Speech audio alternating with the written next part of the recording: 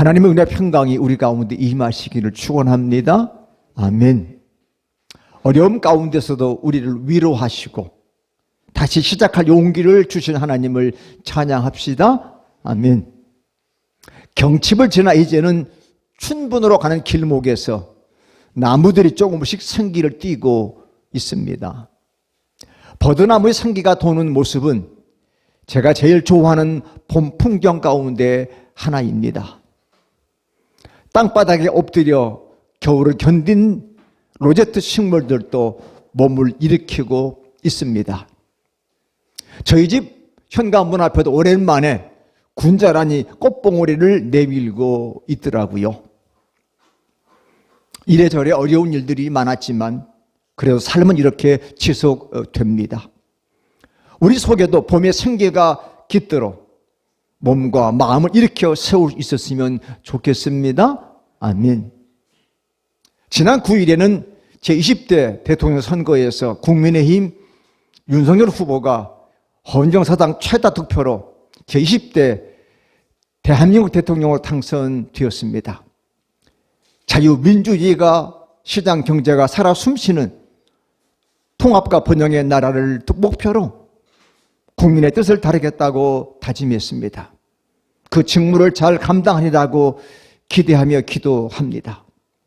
아직도 코로나 오미크론이 기세가 무섭습니다. 곧 정점을 찍을 것이라는 전문가들 이상입니다만 조금만 더 조심스럽게 지내야 하겠습니다. 축구 경기를 보다 보면 해설자들이 시작 5분과 마지막 5분이 중요하다는 말을 하곤 합니다. 요즘은 언저리 타임이라고 정규시가 지나서 더 주는 그 시간에 기적이 또 역전이 많이 일어나기 때문에 마지막 그리고 시작이 중요하다. 봄은 우리를 바깥으로 끌어내는 마력을 보입니다만 공공의 안전을 위해서 조금만 더 절제하는 모습을 보여야 할 때입니다. 그러나 아무리 조심한다고 해도 우리는 누군가를 만날 수밖에 없습니다. 때문에 불안합니다.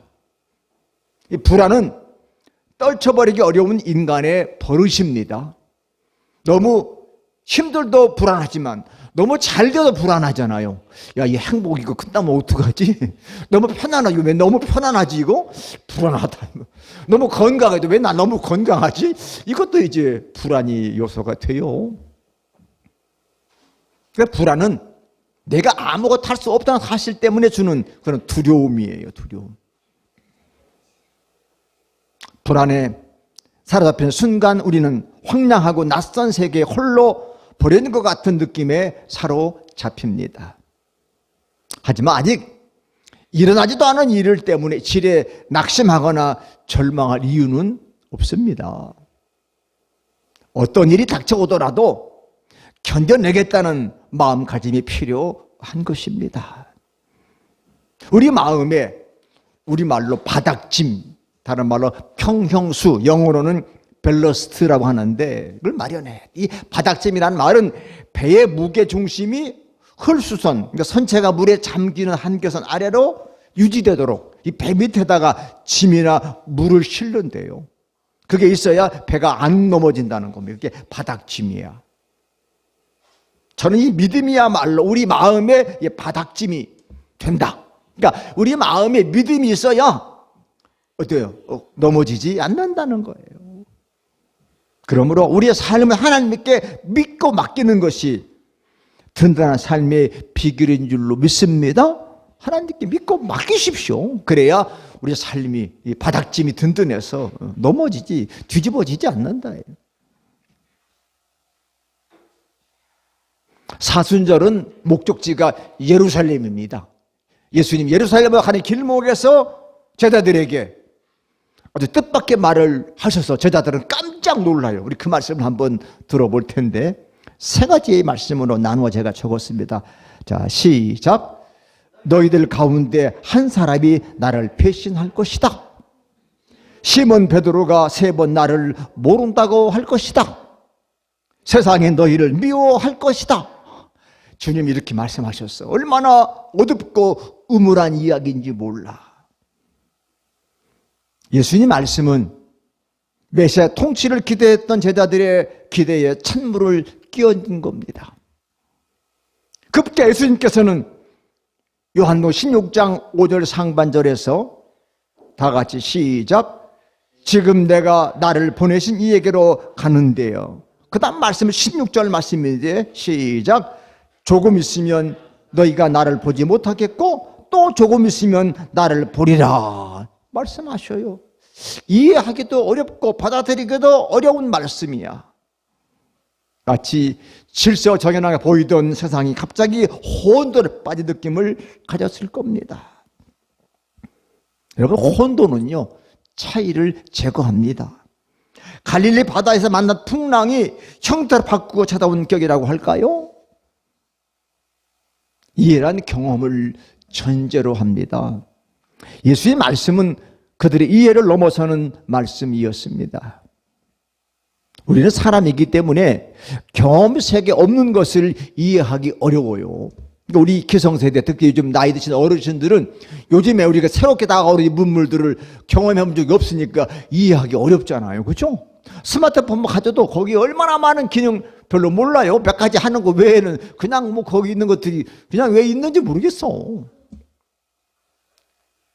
그죠? 직면하여 받아들이거나 거절할 수 있을 뿐인 거지요. 그러니까 쓰는 것만 쓰는 거야. 어떻게 했대? 뭐 어떤 때는 그냥 폴더폰이 좋기도 한 것 같아. 그냥 오면 전화나 받고 문자나 보지 뭐 다른 거 이제 괜히 해봐야 뭐 복잡한 것 같고 그냥 불안하기도 하고 혹시 이거 내 개인정보 다 누가 빼가지고 뭐 어떻게 뭐 이러니까 참 마음이 있잖아요. 그러니까 신앙 체험도 그래요.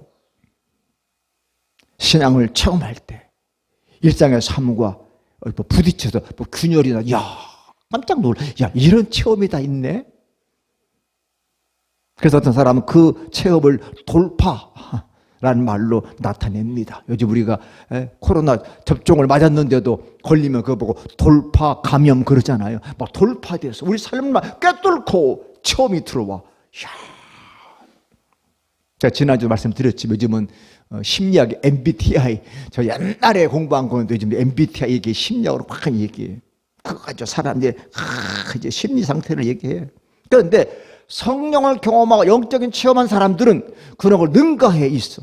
깜짝 놀라죠.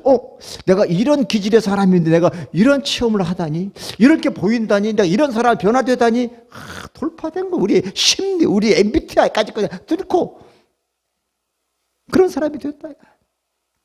새로운 질서가 우리 삶 가운데 들어오는 거지요. 새로운 질서가.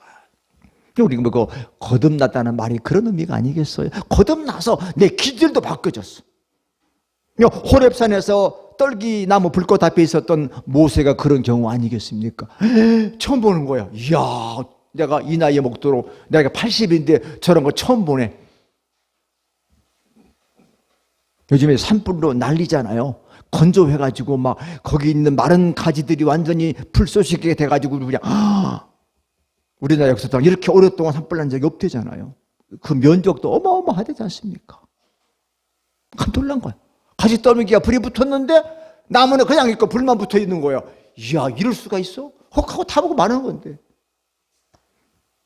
고기잡이 이적을 경험한 베드로도 예수님 앞에 엎드려 주님 나를 떠나십시오. 나는 죄인입니다. 똑같은 경우가 아니겠어요? 야, 이거 경험해보지 못한 거야. 두려워. 내가 갈릴리 바닷가에 내가 고기 잡는데 내가 참뼈 굵은 사람인데 밤새도록 한 마리도 못 잡았는데 어떤 분이 배 오른편에 그물을 던졌더니 고기가 이야, 이거 이런 일이 있을 수가 없는. 깊은 데다 그물을 내리면 고기가 다 빠져나가는데 고기가 잡혔어? 깜짝 놀란 거죠. 제자는 이제 낯선 두려움 앞에 서 있습니다. 조금 있으면 제자들이 예수님을 볼 수 없을 것이고 또 조금 있으면 볼 수 있게 되리라는 말을 들은 이들은 혼돈에 빠져서 당황하고 있는 예수님께 또 수수께끼 같은 질문을 던져요. 그 질문이 오늘 본문의 요절인데 20절 말씀 시작. 내가 진실로 진실로 너희에게 이르노니 너희는 곡하고 애통하겠으나 세상은 기뻐하리라. 너희는 근심하겠으나 너희 근심이 도리어 기쁨이 되리라. 우리는 지금 예수님께서 무슨 말씀 하셨는지 우리 지금은 알잖아요. 다 공부했으니까. 옛날 예수님 제자들은 모르는 거지. 이게 무슨 말이야? 무슨 말이야? 머지않은 장래에 다가올 예수님의 십자가 사건들은 제자들의 마음을 찢어 놓을 겁니다. 두 가지 측면에서 그렇습니다. 하나는 예수님과 더불어 꿈과 하나님의 나라가 꿈이 좌절되었다는 자각 때문이죠. 또 하나는 선생님의 죽음 앞에서 자기들이 아무것도 할 수 없고 무서워도 도망가자는 사실에 대한 자책감 때문입니다. 예수님 그런 상황을 다 미리 내다보고 계시고 다 내다보시고서 너희들은 애통하지만 세상은 기뻐할 거야. 여기서 세상은 하나님 뜻을 거역하는 질서를 뜻하는 거지요. 세상. 하나님을 잘 안다고 자부하는, 그리고 하나님의 자부하면서도 하나님 뜻에 거스려 사는 성전 최대의 하수인들은 자기들의 최대의 균열을 일으킨 예수님을 제거함으로써 한시름 덜었다가 축배를 들 것입니다. 그러나 그들은 정말로 어리석은 사람들입니다. 그들은 살아계신 하나님을 염두에 두지 않았습니다. 우리가 늘 말씀드리죠. 다 같이 하나님의 어리석음이 인간의 지혜보다 어떻게 하다? 더 낫다. 하나님의 약함이 인간의 힘보다 강하다. 그런 진실이 실제화된 것이 바로 뭐냐? 예수님 주신 십자가입니다. 십자가 약하잖아요. 다 죽는 자리인데 그게 강한 자리였잖아요. 오늘 말씀처럼 너희 근심이 도리어 기쁨이 되리라는 이 놀라운 변화야말로 하나님의 역사입니다. 하나님께서는 눈물의 골짜기에서 샘물이 솟아나오게 하시는 분이시고 우리가 입고 있던 슬픔의 베옷을 벗기시고 기쁨의 띠를 띄우게 하시는 분입니다.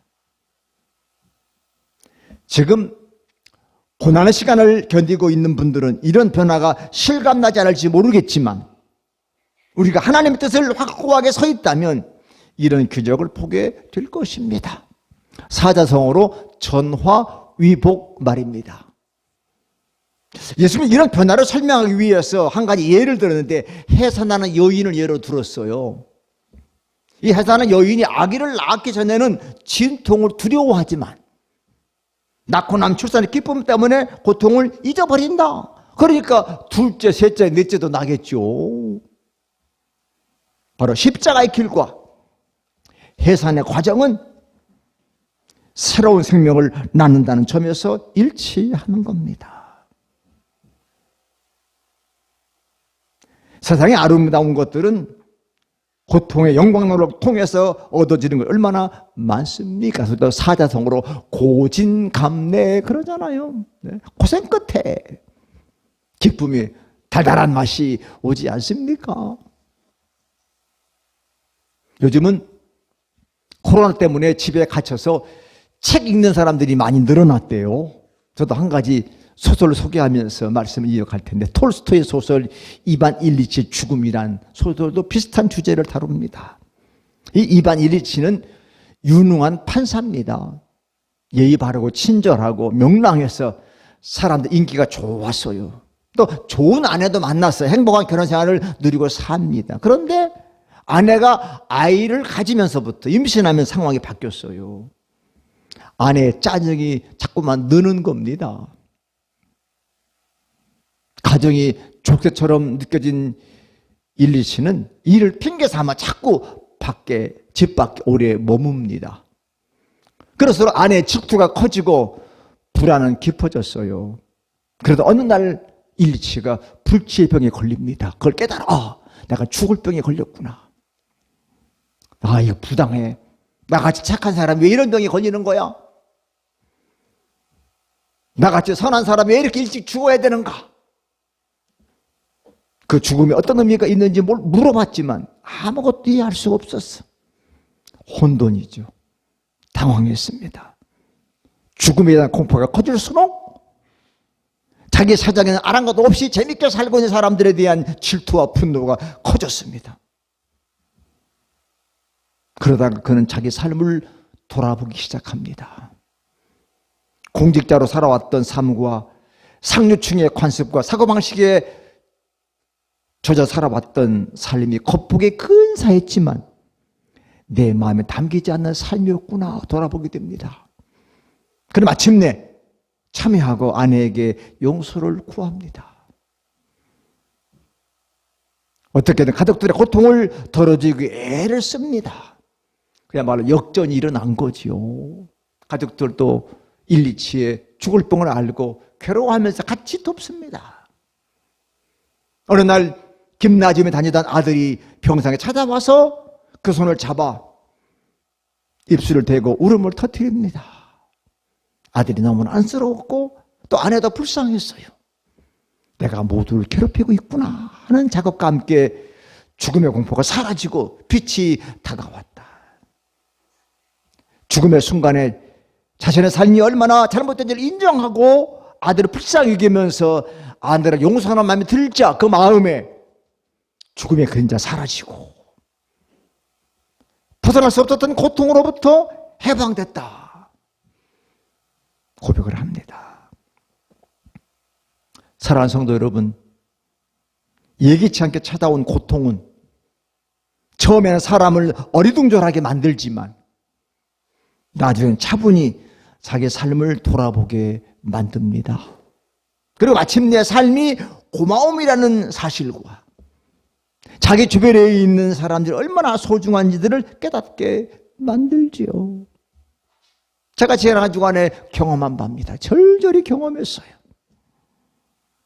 고통이라는 반갑지 않은 손님이 찾아올 때 잘 맞아들여서 그 속에 숨겨진 복을 찾아낼 수 있어야 하는 겁니다. 아까 얘기한 전화 위복. 화가 변해서 복이 된 내가 복을 찾아내야 돼. 야복 나루토에서 천사와 씨름하던 야곱은 자기 엉덩이 뼈를 다치는 고통 속에서도 다 같이 나를 축복하기 전에는 놓을 수 없습니다. 나를 축복하기 전에 내가 못 놓습니다. 우리말로 죽게 아니면 까무러치기입니다. 엉덩이 뼈를 쳐도 그냥 이까지가 내가 견디지 뭐. 예수님의 제자들도 마찬가지 과정을 밟게 될 것입니다. 예수님의 제자들은 울며 애통하겠지만 예수님께서는 그것을 누구도 빼앗아갈 수 없는 기쁨으로 바꾸어 주실 것입니다. 할렐루야. 그래서 목회하는 거예요. 그래서 우리 신앙생활 하는 거잖아요. 신앙생활의 기쁨, 누구도 빼앗아갈 수 없는 거. 그것 때문에 우리가 목회하고 아파 죽어도 주일은 지켜야 되겠고. 그래서 목회자들이 은퇴하고 나면 더 빨리 늙는다는 거야. 왜? 설교하던 그 귀한 즐거움을 할 수가 없으니까. 십자가는 절망의 시면처럼 보였겠지만 사실 그것은 영원으로 통하는 문이었습니다. 십자가의 죽음은 하나님께서 우리를 엄청나게 사랑하신다는 선언인 줄로 믿습니다. 내가 너희를 사랑한다. 그래서 내 하나밖에 없는 아들을 십자가에 죽이면서 우리를 사랑하신 거야. 우리 십자가 볼 때마다 하나님의 사랑을 느끼는 거야. 하나님 사랑하셨구나. 나를 이처럼 사랑하셨구나. 때문에 예수님의 부활과 더불어 제자들은 완전히 새로운 전쟁으로 거듭나잖아요. 사도행전에 누구도 빼앗아갈 수 없는 기쁨과 희망을 품고 사는 사람이 되잖아요. 이것이 바로 신앙의 신비예요.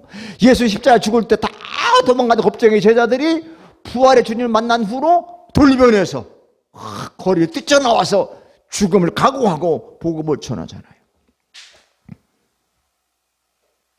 요즘에 우리 호남 경상도 쪽에 그 가야 제국, 가야 있었던 거기에 예수님의 제가 도마가 다녀가던 흔적이 있다고 그런 데잖아요. 도마가 대한민국 땅까지 와서 복음을 전하고 갔다 하는 적이 있다. 그 제자들이 터져서 복음을 전했다는 거예요. 놀라운 존재 같은 거잖아요. 이게 신비잖아요. 예수님 못 믿어. 그 못 믿었던 그 의심하는 도마가 대한민국까지 와서 대한민국인 줄 알겠어요. 하여튼 배 타고 복음을 전하러 다녔다. 그래서 그 기쁨을 맛본 사람들 다 같이 우리 아멘. 네. 기쁘시 그 사람들은 더 이상 자기 좋을 대로 살지 않는 거예요. 그 기쁨을 알기 때문에 더 큰 하나님의 세계에 접속한 성도답게 사는 줄로 믿습니다. 그러니까 성도의 재미, 성도답게 산다. 목사도 근심이 있어요. 그렇죠? 목사도 아파요. 일상 근심이 없을 수 없지만 그래도 사소한 일에 시달려서 중심을 잃어버리지는 않는다. 서두에 말씀드린 그 바닥짐, 밸러스트. 우리는 바닥에 든든한 믿음이 있기 때문에 좀 흔들려도 뒤집어지지 않는다. 하나님이란 중심적 일치를 경험한 사람들은 내 안에 거대한 기둥 하나가 생겼으면 알잖아. 그렇죠? 그 기둥. 굳건하잖아요. 굳건한 반석이 다 있으니까 나는 흔들려도 결코 뒤집어지지 않아. 사람이니까 흔들릴 수 있지 뭐. 더 이상 땅의 인력에 속절없이 끌려가는 사람들이 아니라 인력을 거스르며 위에 있는 것들을 추구하는 사람이 되는 줄로 믿습니다. 아멘. 사도 바울은 골로새서 3장 5절에서 이렇게 우리에게 권면하는데 함께 그 권면을 읽어봅니다. 시작. 그러므로 땅에 있는 지체를 죽이라. 곧 음란과 부정과 사욕과 악한 정욕과 탐심이니 탐심은 우상 숭배니라. 아멘. 현대들이 얼마나 욕심이 많아. 그게 우상 숭배라는 거예요. 돈에 대한 욕심이 많으니까 돈이 뭐예요? 돈이 신이 되는 거지 뭐. 권력에 대한 그 욕심이 막 하니까 권력이 뭐가 돼요? 그게 우상이 돼. 우상이. 그래 우리는 취향이 달라진 거지요. 예수님께서는 하나님 뜻에 접속된 채 살아가는 사람들이 무엇을 구하든 하나님께서 주시겠다 그렇게 말씀했어. 우리 한국 백성들은, 한국 교인들은 주신다고 무조건 아멘 하고 좋아요. 주신다니까. 자, 성경 볼까요? 23절 하반절인데 시작. 내가 진실로 진실로 너희에게 이르노니 너희가 무엇이든지 아버지께 구하는 것을 내 이름으로 주시리라. 아멘. 주신다니까. 얼마나 좋아. 여러분 사복음서 가운데요 요한복음에만 있는 표현이면 내가 진실로 진실로가 2번 나와. 이건 요한복음에만 있어. 우리말로 하면 내가 진짜 말해. 그러면서 기도의 중요한 요절, 제가 어렸을 때부터 이 말씀은 외우면서 살았는데 그것이 바로 24절인데 자 같이 시작. 지금까지는 너희가 내 이름으로 아무것도 구하지 않아서 구하라. 그리하면 받으리니 너희 기쁨이 충만하리라. 아멘. 그 구한다는 말이 영어로 에스크가 뭐요? 여쭤보는 거지. 물어본다. 어른이시니까 여쭙는다. 기도는 하나님께 달라고 때를 쓰는 것이 아니라 하나님께 여쭙는 거야. 하나님 뜻이 무엇입니까? 제가 어떻게 살면 하나님 마음이 기쁘시겠어요? 여쭤보는 거야. 그럼 하나님, 네가 내 뜻을 구하냐? 내가 알아서 다 주마. 아멘? 그 얘기예요. 그 말씀이요. 그러니까 우리가 아무것도 앞뒤 맥락 따지지 않고 그냥 구하면 다 주신다. 야, 아무거나 구해 다 주신대. 그게 아니라는 거예요. 그런 오해가 아니야. 자, 23절 상반절을 보면 시작. 그날에는 너희가 아무것도 내게 묻지 아니하리니. 그날에 나한테 뭐 물어보지 않아. 뭐 구하지 않아. 그날이 먼저 in that day라 그러는데 그날에는 그러가 묻지 않는다. 왜 묻지 않아요? 너무 자명하기 때문에. 다 알으니까. 아이고 알았어. 그러니까 신앙이 성숙해지 하나님께 뭐 달라고 안 그래요. 우리 자식이 성숙한 엄마 보면 날 달라고 그럽니까? 안 달라고 그러죠? 거꾸로 엄마 뭐 필요한 거 없으세요? 이렇게 묻잖아요. 그죠? 엄마가 뭐 달라고 그래. 누가 다 큰 놈이 안 달라고 그래. 엄마 뭐 필요하세요? 자기 생일이면 오히려 엄마한테 엄마 나 키우려 고생했지. 내가 엄마 내가 차려드릴게. 내 생일인데. 그죠? 이거 엄마가 나를 낳으시니 얼마나 고생하셨어. 너무 자명하잖아. 하나님이 뭘 아는지. 그러니까 하나님과 마음이 딱 통하기 때문에 구하지 않아도 하나님이 주시는 날이야. 아멘? 다 주시잖아요. 오랜만에 시골에 고향에 아버지 어머니 찾아가면 다 바래바래 싸놨다가 그거 필요 없는데 요즘 누가 그거 사다 먹어. 요즘은 딱 전화통이 뭐냐 클릭하면 하면 집에 딱 오는데 새벽에 딱 오는데 그런데도 자식들이 온다고 싸서 준비해서 그냥 달라고 나는 주시잖아. 그런 의미와 같은 거예요. 그날에는 다 받으리라. 그날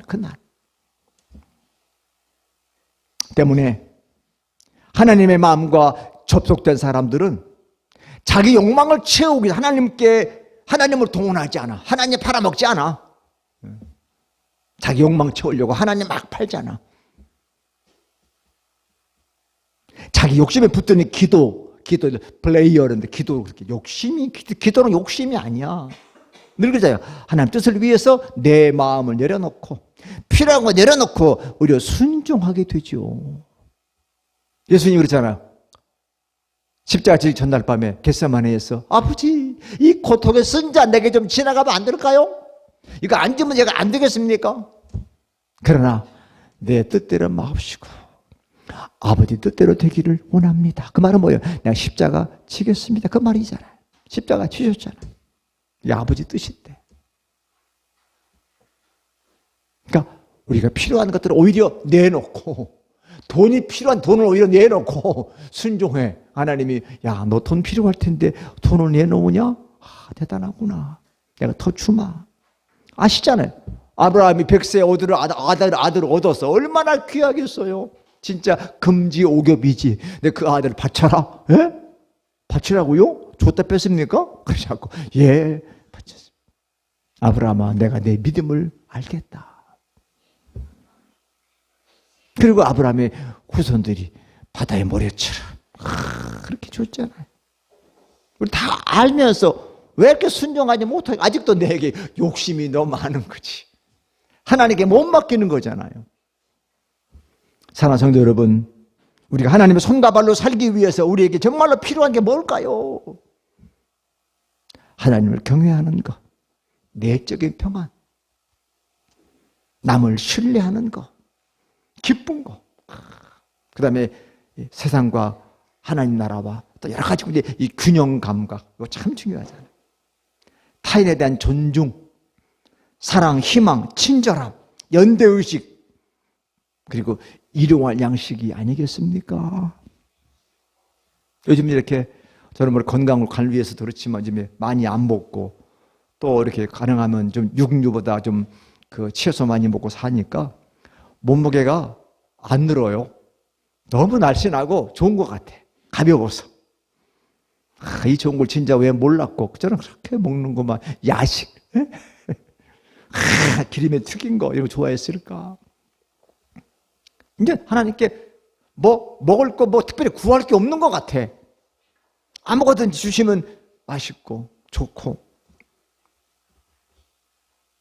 사랑하는 성도 여러분, 우리가 진실하게 이렇게 하나님께 구하면 우리 아버지께서 우리에게 때를 따라 자 주시리라 믿습니다. 아멘. 그런데 혹시 우리가 구하는 것들이 명예, 이익, 권세, 허영심을 충족할 만한 것들이 아닌지 늘 기도할 때 돌아봐야 해요. 이제 여기에 지나치면 뭐가 돼요? 미신이 되는 거지.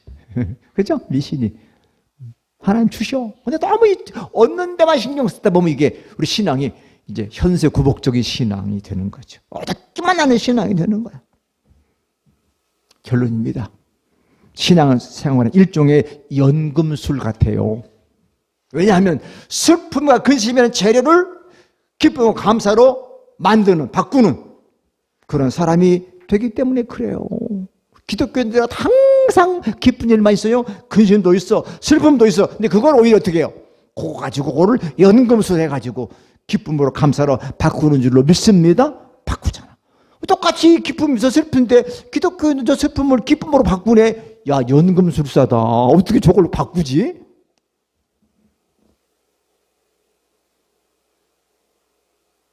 우리가 하나님을 모두 철저히 신뢰할 때 그런 변화가 찾아오는 줄로 믿습니다. 그렇습니다. 그래서 오늘 근심이 도리어 기쁨이 되는 변화. 오늘 설교 전에 불렀던 찬양에서 내 손을 주께 높이 든다는 표현이 뭡니까? 우리가 하나님을 철저히 신뢰합니다. 그런 바디 랭귀지잖아요. 우리 몸의 표현. 하나님 믿으니까 내 손을 주께 높이 들고 하나님 제가 믿습니다. 그 표현이잖아요. 그 표현. 그러니까 근심과 고통을 기쁨으로 바꿔준 하나님을 내가 진짜 믿기 때문에 기쁘고 감사하게 그리고 노래하며 성실하게 살아갑시다. 성실한 것. 그리고 누군가의 설당이 되어주기 위해서, 누군가의 비빌 언덕이 되기 위해서 우리 모두 기꺼이 마음을 활짝 열고 서로 이렇게 보듬어 안을 때 오늘 설교 제목처럼 도리어 기쁨이 될 줄로 믿습니다. 이번 한 주간은 목사님 도리어 기쁨이 됐어요. 그런 고백이 많이 들리기를 축원합니다. 아멘. 기도합니다. 하나님, 코로나가 우리를 잔뜩 움츠러뜨리고 그래서 사람만 지나가도 스쳐 지나가도 감염된다는 오미크론에 우리의 발목을 조이지만 그런 고통, 근심을 이기고 기쁨과 감사로 우리 삶을 변화시켜 주시오니 주님을 찬양할 뿐이옵니다. 내가 떠나간다고 십자가 진다고 너희들이 근심하지만 세상은 기뻐하지만 오히려 그 고통이 너희들을 기쁘게 할 것이다. 옳습니다. 이 사순절 기간 동안 주의 십자가의 부활이 있기에 우리의 소망이 있고 우리의 기쁨이 있고 나보다 어려운 사람, 나도 힘들지만 나가 지체들을 섬기며 돌보며 그들을 가슴에 껴안지 않습니까? 주님의 은혜인 줄로 믿습니다.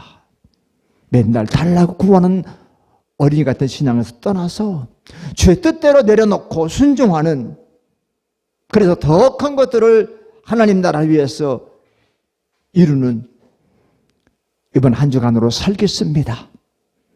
이제 완연히 봄으로 가는 이 길목에서 우리의 삶이 더 꽃처럼 활짝 피어지는, 우리의 마음이 활짝 열고 이웃을 심지어 원수까지 품에 안는 우리의 삶들로 축복해 주옵소서.